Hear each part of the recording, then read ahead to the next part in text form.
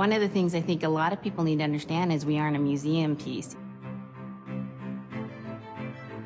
The Inupiaq people are a living people and a living culture. Even though we're in northern Alaska, which covers this vast area from Nome all the way over the Canadian border, is that there's this extreme value of interconnectedness and interdependence.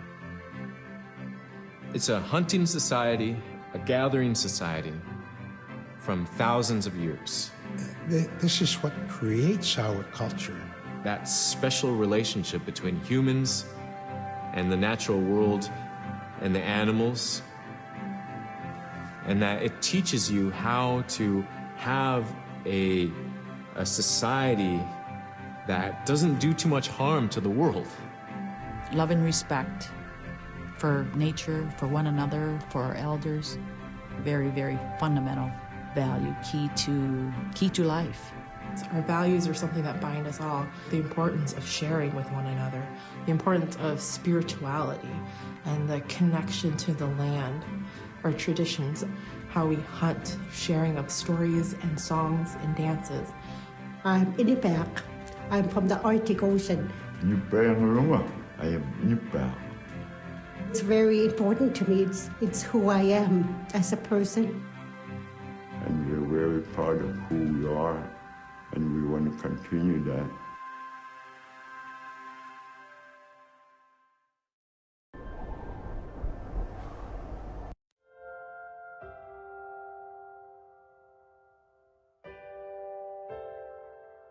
It'd be busy, busy, busy all through the day.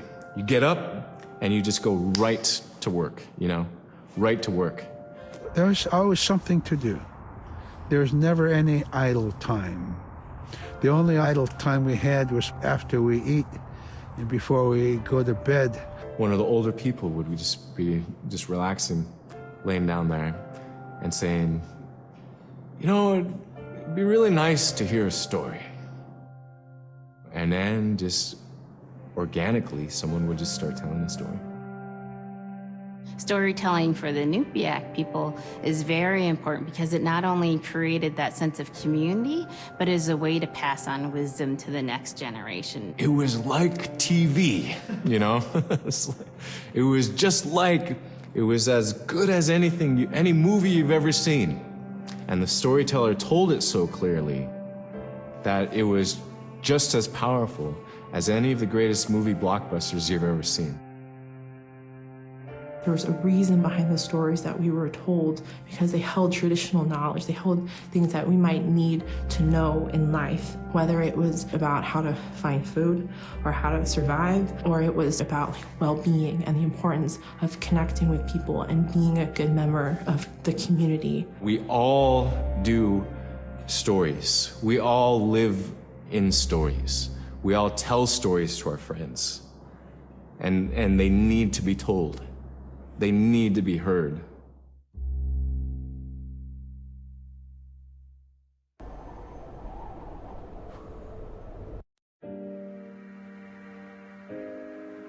So scrimshaw is this really beautiful method of art that's done either on baleen or ivory, and traditionally it was used to tell stories.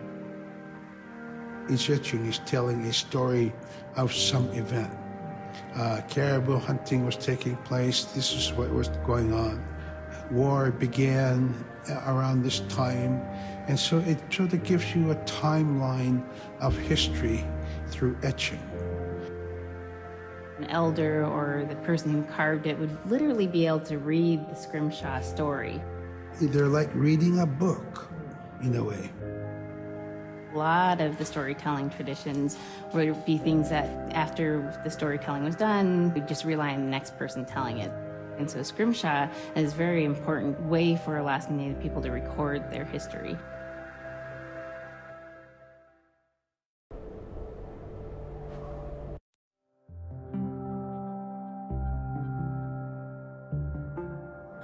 When I was growing up, my grandpa had a pet white fox. If you're a good friend with a fox, when there's danger abound, they try to keep you from getting into trouble. They pull tricks here and there, and foxes are like spoiled little kids in that way. When you let her out, she'd go prancing out in the snow, jumping in the air. I know she was happy then. Come running at me and jump on my chest, knock me backwards, lick my face, and I try not to let it. So that was my memory of my grandpa's pet fox.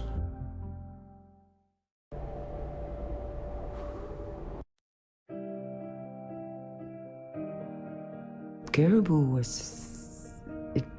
it provided for us in many ways. Our clothing in those days was made of all caribou skin. I grew up wearing caribou pants, mittens, caribou skin mattress, blankets. Some people had boots that were made with wolf leggings, sealskin sole bottoms. Baleen was shaved to make insoles. They kept us quite dry and warm as well. But the caribou skin clothing was the best. We would get as many yearlings as we could for our outer clothing. And for a heavy winter, we would get caribou in February or March because the hair was the longest and the skin was the thickest, and we would use those for our winter gear. With that stuff on, you could sleep outside in 50 below and it wouldn't bother you a bit.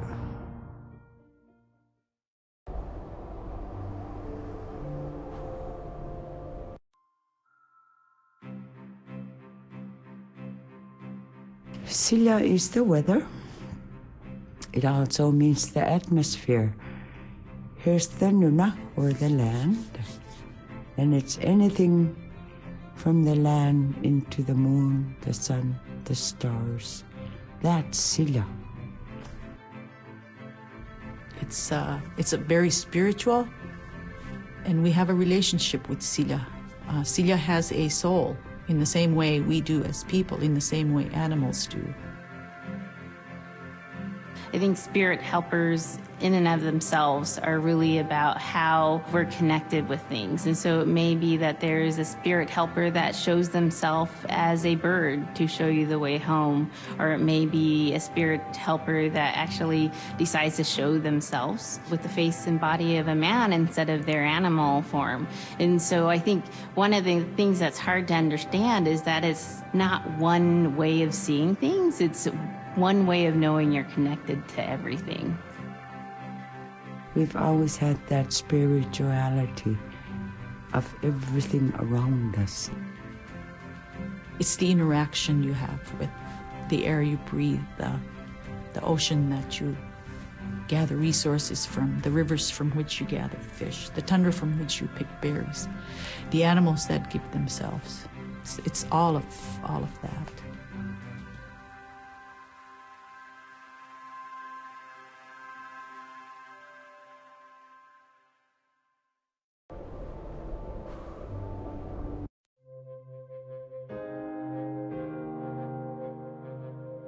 In the winter, when we were traveling, we didn't build sod houses, we built snow houses.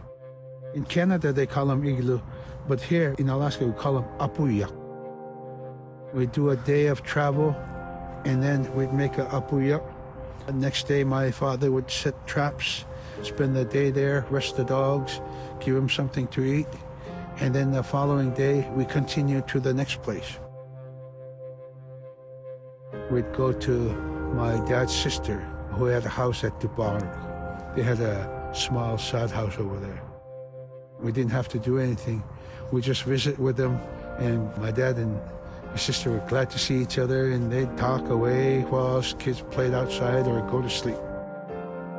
By the time we get back to our home, my father would leave us with our aunt or with my grandmother, and then he'd start on his trips and go check his trap line.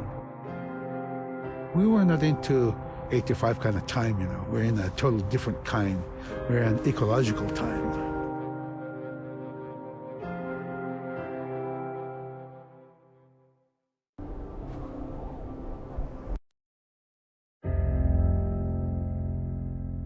Drum is something that's common to all cultures in Alaska.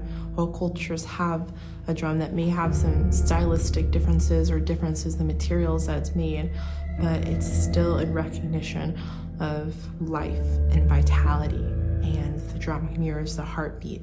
And when you continue drumming, soon it will be in line with your heartbeat, because that's what it's supposed to be, the heartbeat of the community, and it symbolizes vitality. And it's the most tremendous feeling to be in a room and to have one long row of all the drummers, and to have that feeling of unity, everyone beating in harmony, the drum beat in unison. It's the most beautiful feeling. And to know that you're connected, you're on the land that you are connected to. And even if you grew up outside of the community, that which is in you comes from this area. And it's the greatest feeling.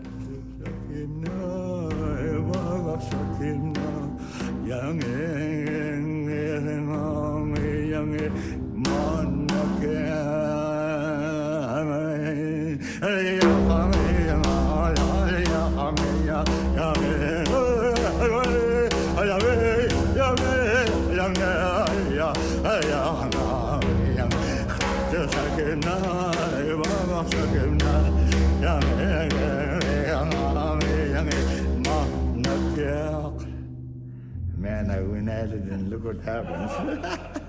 Oh.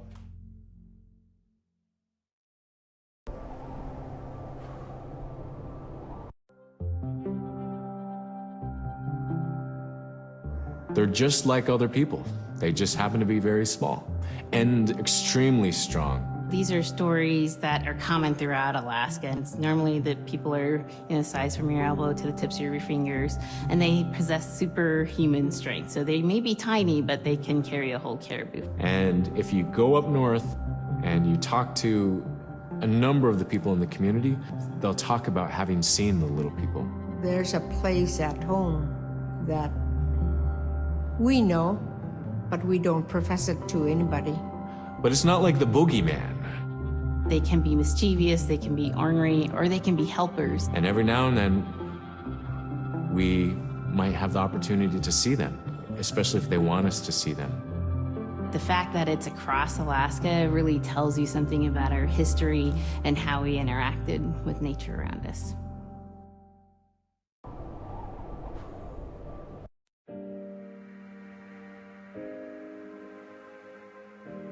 The bola is what we call kilometang. And the kilometang is made out of braided sinew tied on to some heavy bone which you could twirl. In my case, we're catching ducks.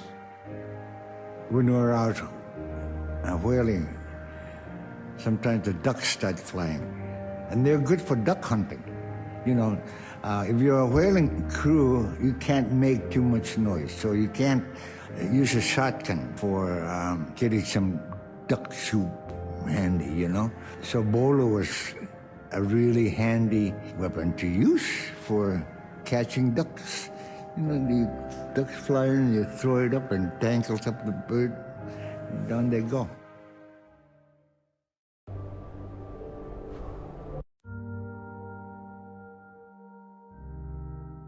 The scaredest I've ever been, I was 12 years old.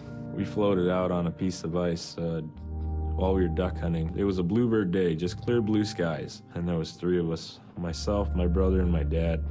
Next thing you know, we see this dark, dark shadow on the ice. We look and it goes behind us. So we all jumped up, startled, and my dad, he started running. We got back to the ridge there. The ice had fractured, cracked, and broke off, and we were floating away. We were drifting. It was close enough to where my dad would have made it. He stopped and he thought about throwing us across, and if one of us was on the other side, we would be split up. So he stopped, and he just so happened to have a cell phone on him. 911 didn't pick up. That's the worst feeling in the world right there. 911 did not pick up.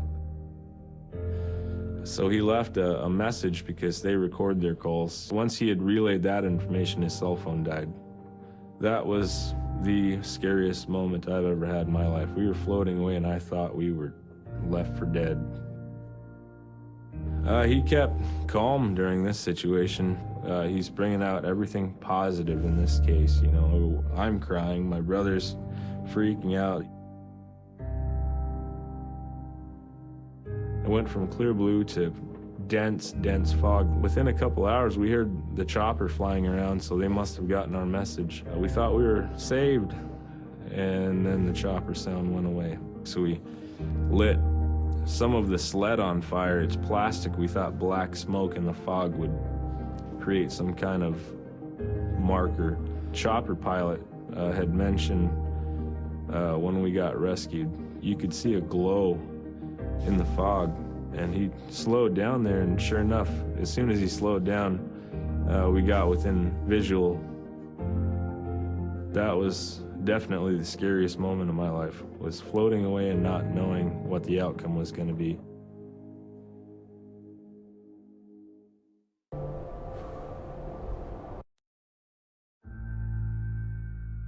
We're very much aware of the climate change. And it's been for many years, even before climatologists were noticing this change, Inuit were already saying, "Sila alangokto." Our climate is changing.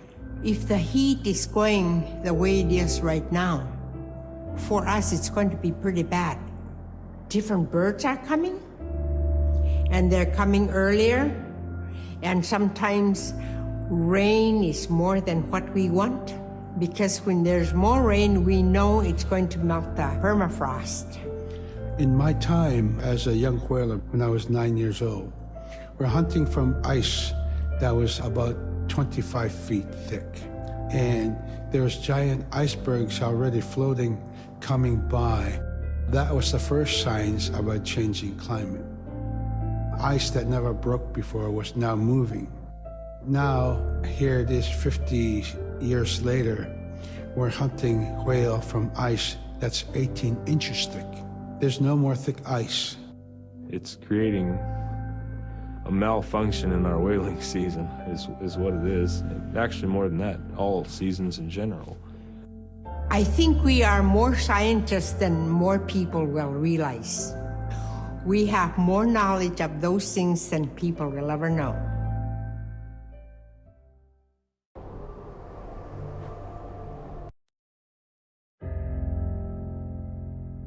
My brother was out seal hunting. He got attacked from behind and managed to grab his knife and save himself. When he came to realize, oh no, it's a mother. We've always known traditionally that we avoid killing a mother. It's always been sacred to us to protect them. He had to present himself to the council, and so he was given the job to mother the baby, and we kept it. It got so big, it went over the barricade one day and got to the dog food, and that was an indication that, brother better go teach it how to survive on its own. So he did. I really got attached to the bear because I more or less grew up with it. And some days when brother took him walking, once in a great while he'd put me on the bear and I would ride on it like a horse. I was just happiest little girl in the world.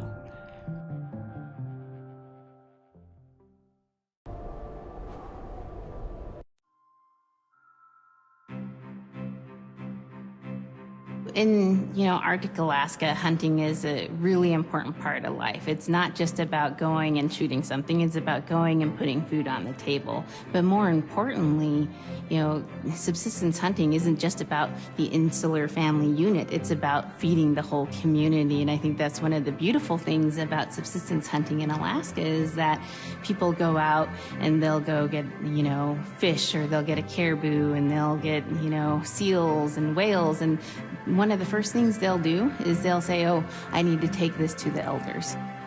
This isn't just about one individual surviving or one family surviving, it's about the whole community. We didn't just go out and kill and put in a freezer. It's like a ritual that I learned from my parents. It's all about relationship. I don't know, I think there's a lot of camaraderie involved. And just being out on the land or being out on the ocean, it's like getting back in tune. I'd rather be out there. To me, once I go out there, it's the world that I learn from.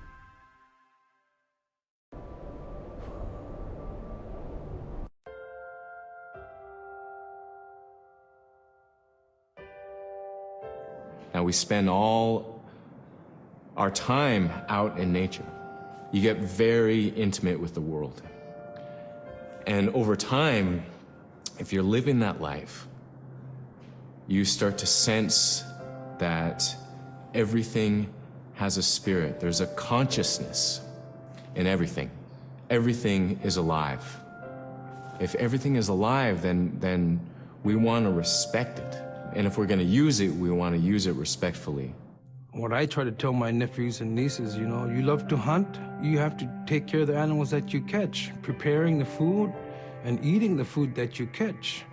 Water provides you. The ice brings you life. It provides all those things that you need to be a part of your life. That was something I grew up with. I grew up respecting the animals. I grew up respecting the land. And that, to me, that is why we as Inupiaq, as an Inupiaq culture, as an Inupiaq people, is why we're so successful.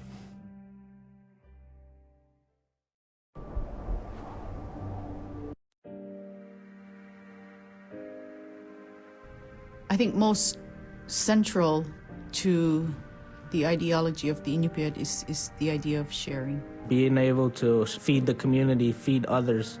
That's why we hunt. You know, in the old days, that's what you needed to survive, you know. The sharing is important because it's how the community survives together collectively. We just give. That's how I grew up. That's the way I'm always going to be.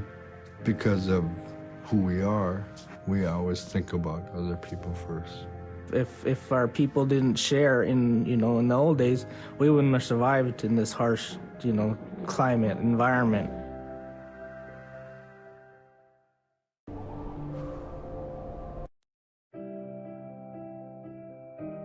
We have Big Diamond, Little Diamond, and King Island.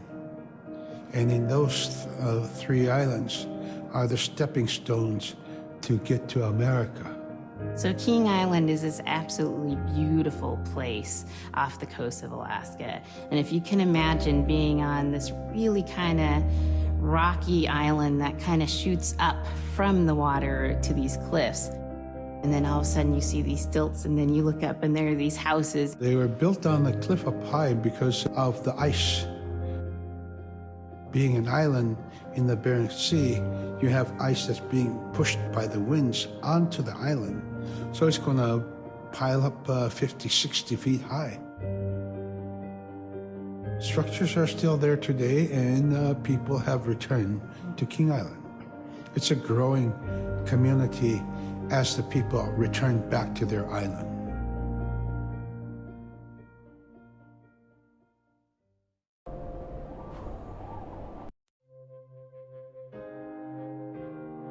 When I was young, my mom, whenever the Northern Lights came out, she'd just whistle.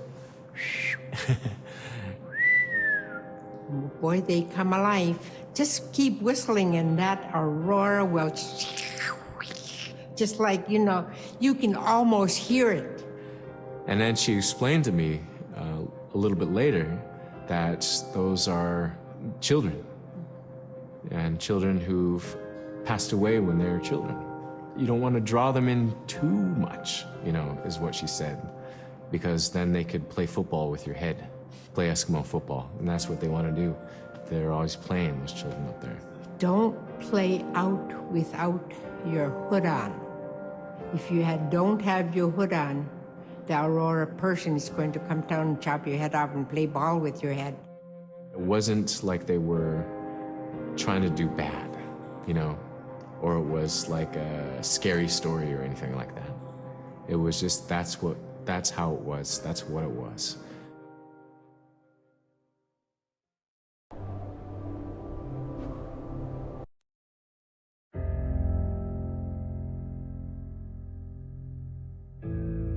In the month of November, there's no sun.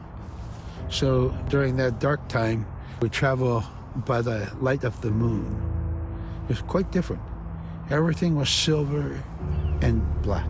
Toward the horizon, we could see where caribou are because their body heat flowing upward, and we could see it glowing in the moonlight against a dark horizon where there's no stars. If somebody yelled, you could know who yelled from where the sound came from, but specifically where that cloud of their breath went up and it glowed in the moonlight. So that was a good time to travel. It was very surrealistic. And so things that were dark objects looked very close, and white objects looked very far.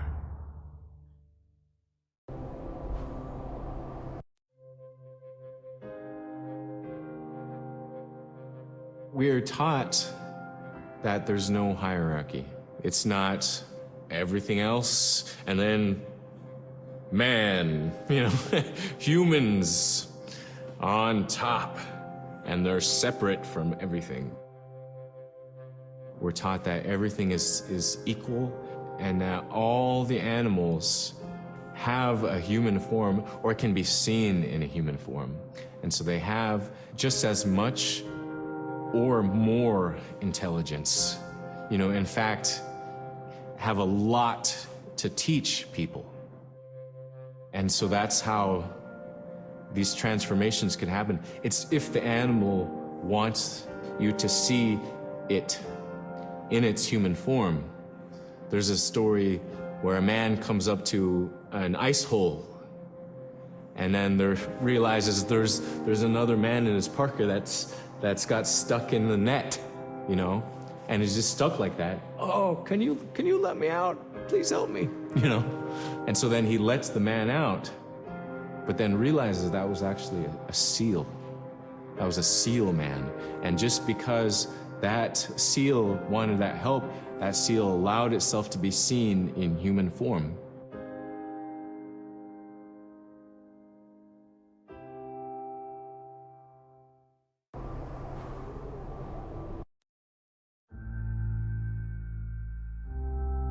We have our Dimi, the body, which returns to Nuna, the earth.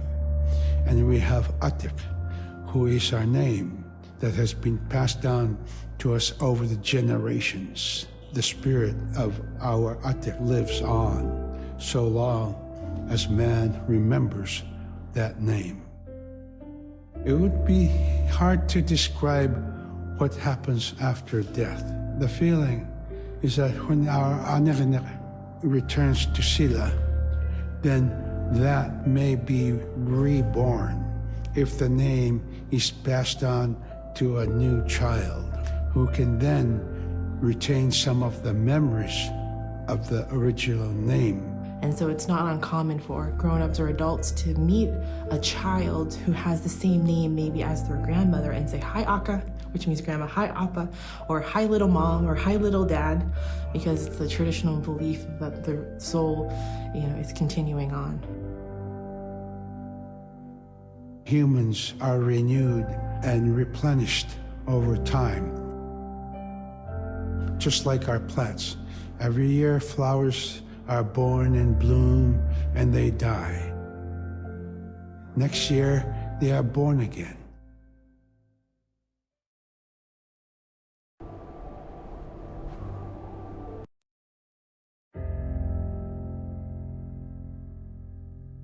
So a recurring type of character in Inupiaq stories is the manslayer. And the manslayer is kind of this bad guy. And I think really what's at risk when the manslayer comes into story is the livelihood of individuals and the whole community. And so the manslayer is really used as a way to say, don't act only for yourself, always hold the community in your heart.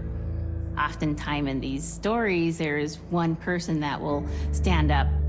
And what this humble person will represent, who faces that manslayer, is a return to order, a return to true living in the community.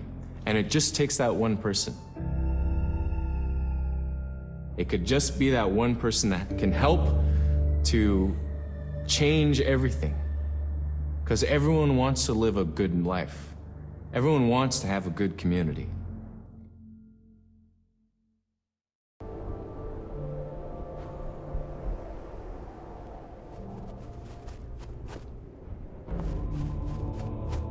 Kanogulunga katpinguane akpik.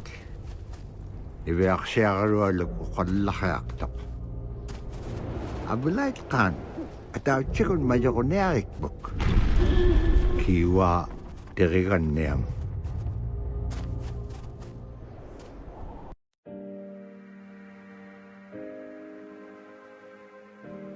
With regard to the environment, the blizzards have been one of the key elements that have impacted the survival of people, especially in the hard winter.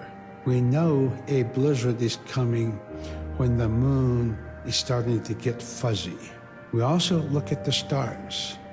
When the stars are twinkling fast, we know a storm is approaching.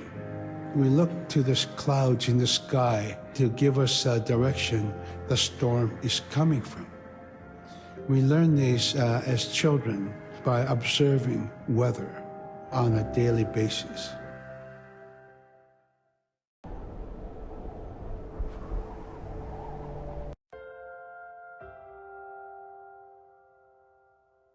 With the story of Kunuk Sayuka, told by Robert Cleveland, it's just a masterwork. It's a well-known story among the Inupiaq people, and in our case, of producing a video game that really reflects indigenous heritage. It captures the imagination, and it's something that you have a very specific kind of task to do. There's a blizzard, you know, and it is just a non-stop blizzard that is overpowering the people. And there's one man that wants to figure it out. And in our case of the story, it's a girl that wants to find the source of that blizzard. The blizzard man, it's like that is the physical embodiment of an element of nature. And so there's a person that needs to go up and take away that's chipping away that snow. In that community, the person least expected is the one who stands up and makes the difference. Humility is something that we value, and where that comes from is the idea that you are not the biggest thing in the world. And when you live in an extreme environment like where the Inuit reside, you're at the whim of the environment, of the climate, of the animals. You can be as prepared as you can, you know, by learning from your elders, but, you know, you're not the biggest force in the world.